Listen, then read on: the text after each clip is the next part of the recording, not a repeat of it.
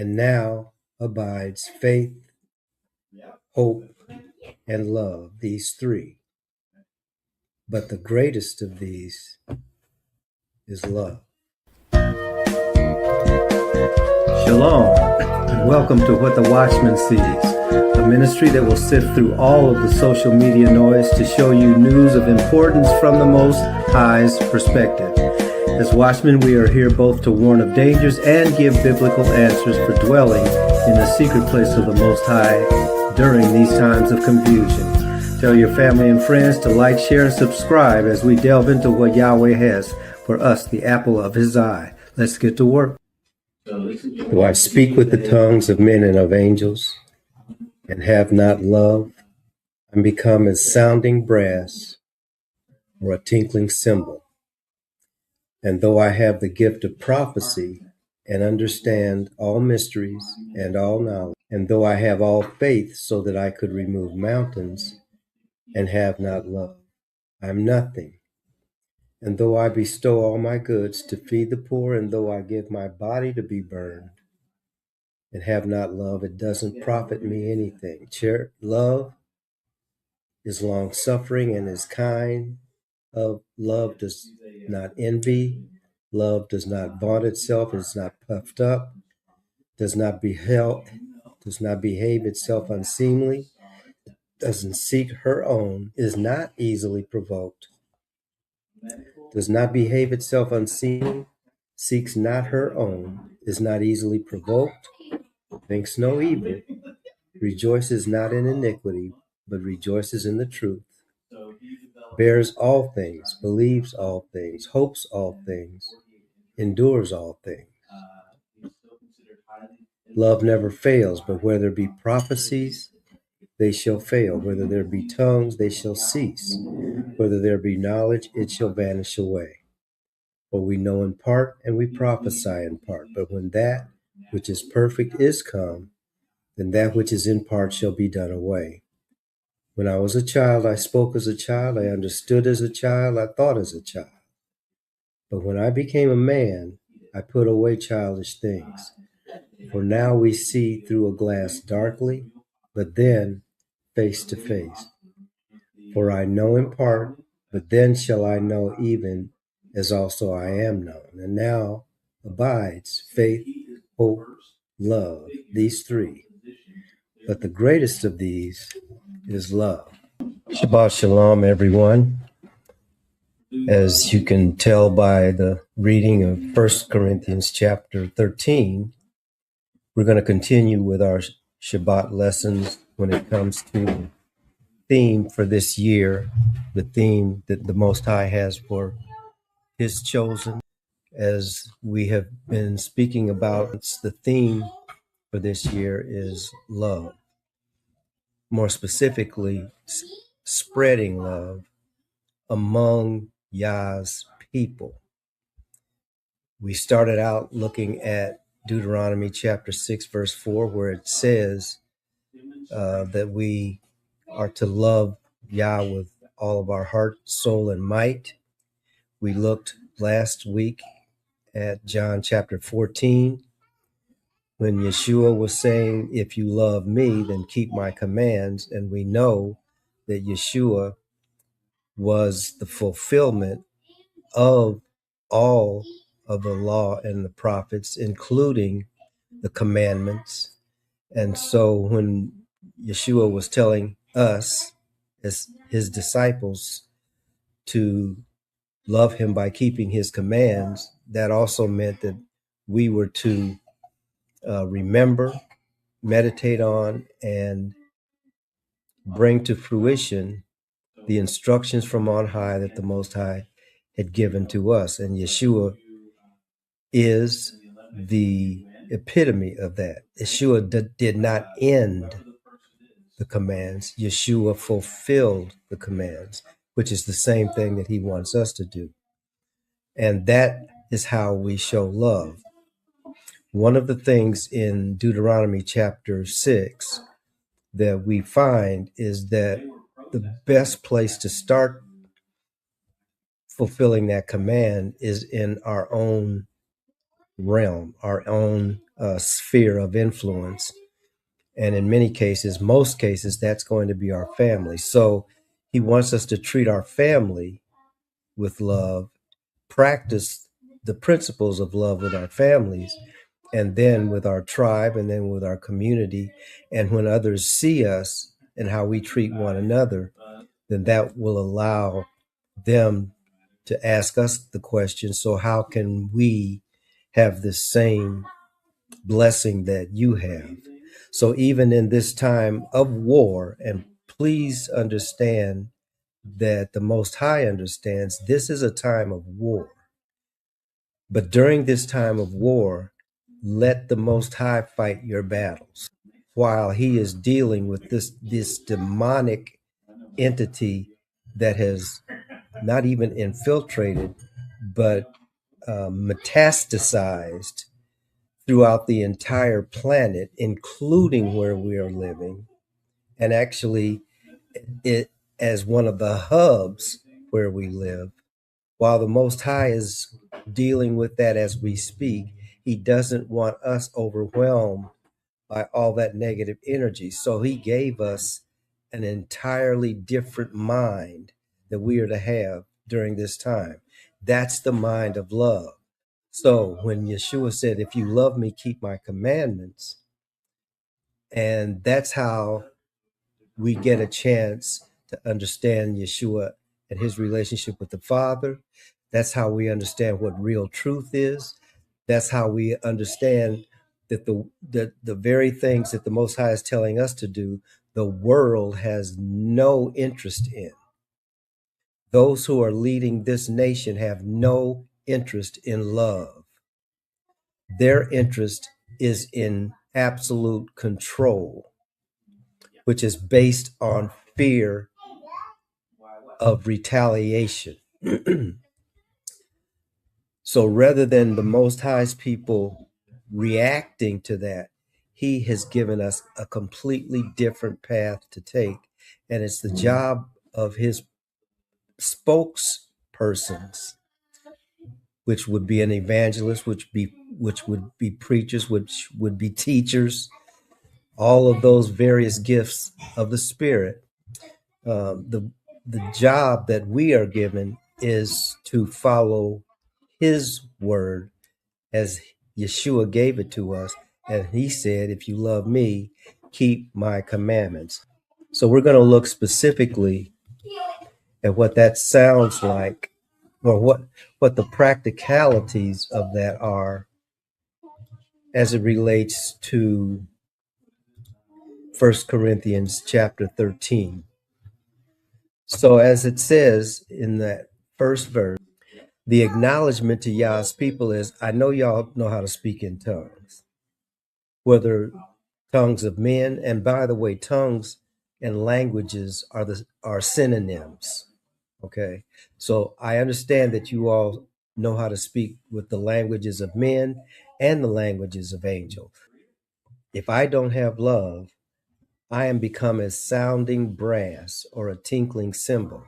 In other words, it's an indistinct, it's a noise, but it's not saying anything. So think about that when you're dealing with speaking in tongues, or when you're communication with angels, or even speaking in an angelic language. It may sound good to your ears, but in terms of its practicality in 2025, nobody knows what you're talking about.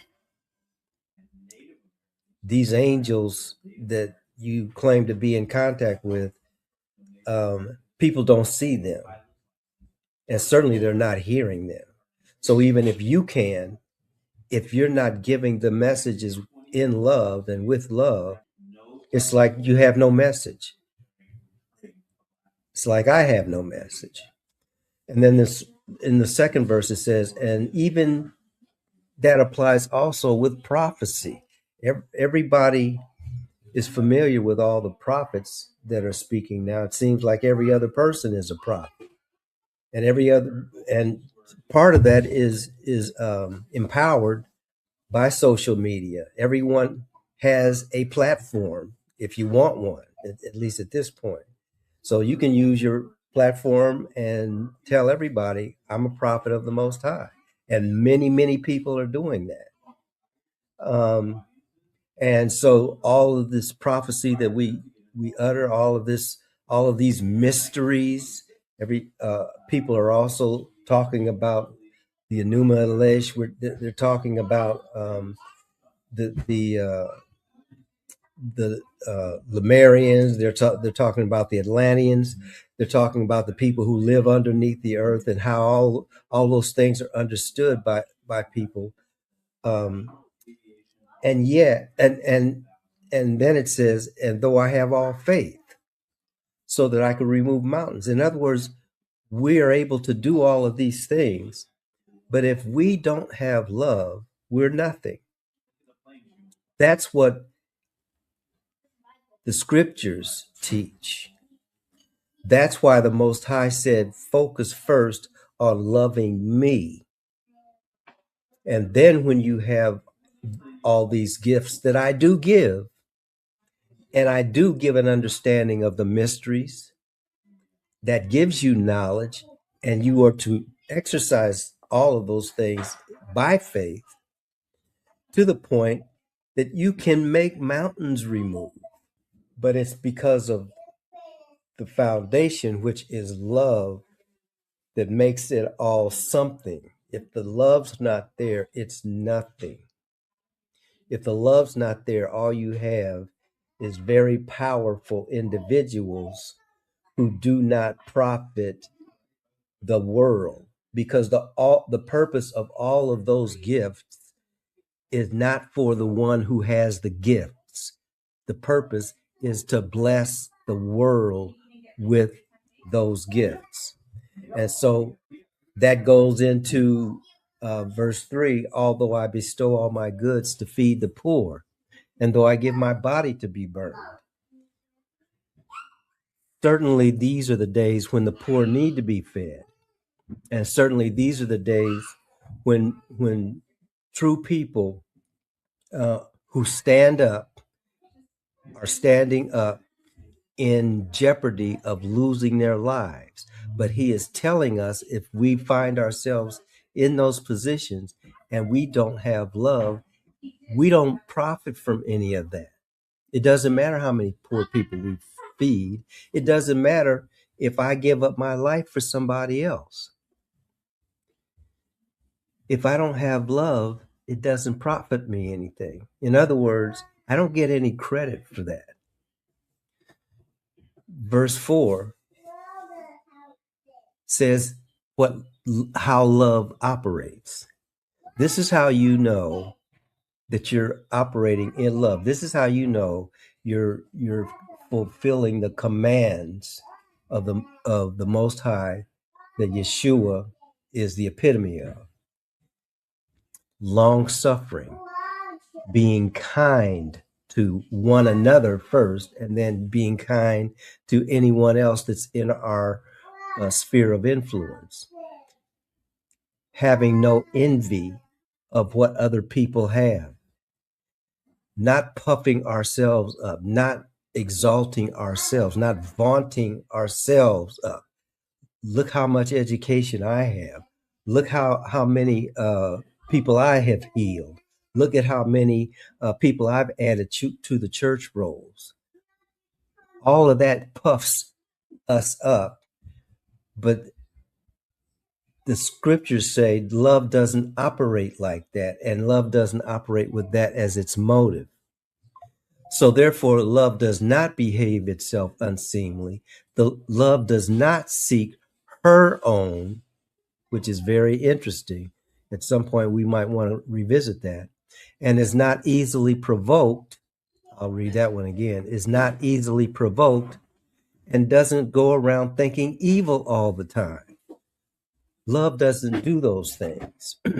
That's behaving unseemly.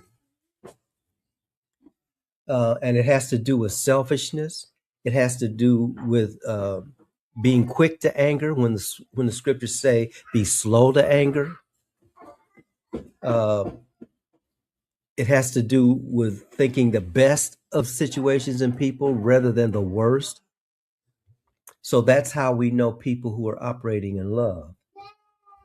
That's how we know we begin to operate in love as individuals. Verse 6, does not rejoice in iniquity, but rejoices in the truth.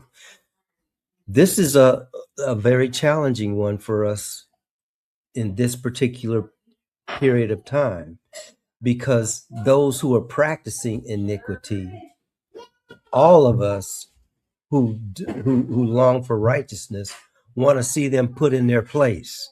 And all of us have a pretty good idea of what that place is. But what the scriptures are telling us, what the Most High is telling us, is don't rejoice in iniquity. Rejoice in the truth. Yeshua is the truth.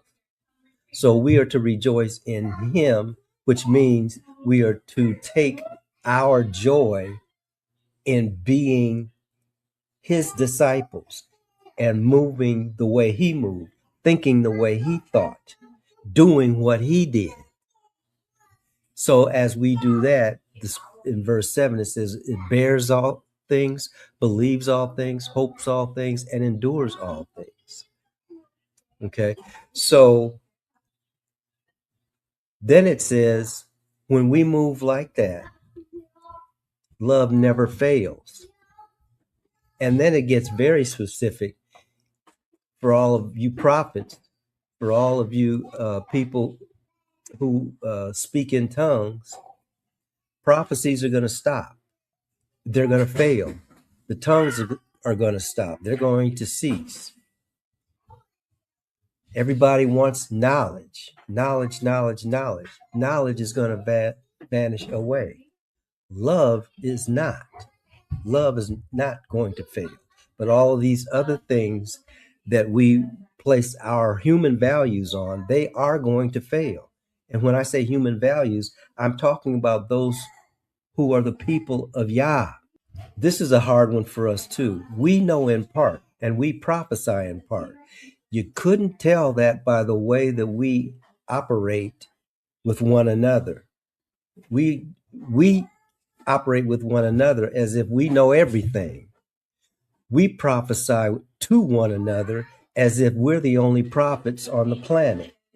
When the word says we know in part and we prophesy in part, the Most High gives a little bit of himself to all of us, which is why we need to be slow to speak and quick to hear. He's speaking all the time. And most of the time when he does speak, he's speaking through other human beings who know in part, who prophesy in part. So we do have a part. We do have a prophecy. I'm talking about Yah's people now. But we don't have the whole picture, which is why we should hold everything lightly rather than having a death grip on a principle, on a prophecy, on a piece of knowledge. We should hold it in the palm of our hands lightly so that if it needs to be taken out, it can be taken out. He might have a better prophecy. He might have a larger part. But when we close our hands in our fist and we walk around like that, he can't put anything else in there. And that's why we're told we know in part and we prophesy in part. But then there's going to come a time when that which is perfect does manifest. And then that which is in part shall be done away, which is why we need to hold things lightly. And I'm talking about doctrine. I'm talking about ways of knowing. I'm talking about ways of operating. Hold it all lightly. We're here for a half a second and then we're gone. Just like King David said in the Psalms, we're like clouds that are on the horizon in one season, and in the same season, it's like they were never there. That's us. But that which is perfect is coming, and then when that comes, that which is in part shall be done away. Now, this takes maturity. So, love grows up. There's nothing wrong with where you are right now unless you've been there forever.